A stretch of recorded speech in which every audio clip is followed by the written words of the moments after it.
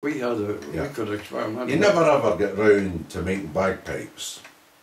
Well, they're making bagpipes here now, but I didn't make bagpipes. That's what I'm saying now. Like it's, Andy's business was offered to me after he died. And what happened? And I was only myself.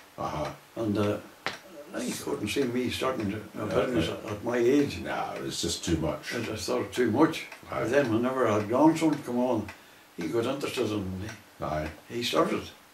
So has your grandson got it? Why, he has it. There's going on out there in the yard. So if what's he making? He's making the pipes? Make pipes, chanters. Chanters? And practice chanters. And practice chanters. Is he making reeds? No. He can make reeds. But he's not making reeds. He would make reeds for somebody. But he's not making them commercially. Well, he does. He makes some. He takes turns out. But then I have another grandson who makes reeds full time. What's his name? Stephen. Celtic reeds he holds on to the name of. There we go. And he's on that all the time. He makes his living on that. Right. There's a lot of bands in Ireland, mind you.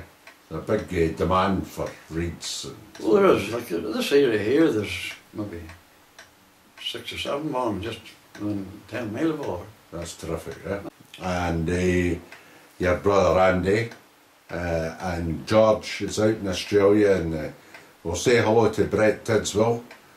And I understand you speak to Brett all the time, is that right? That's right. It's his stuff.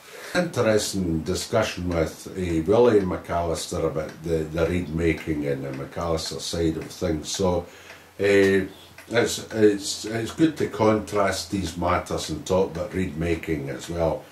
And you're quite an authority there. And thanks very much, Jim, for this interview.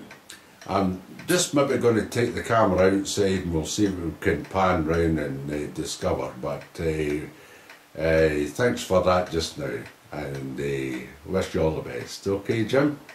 Okay. All the best. Right.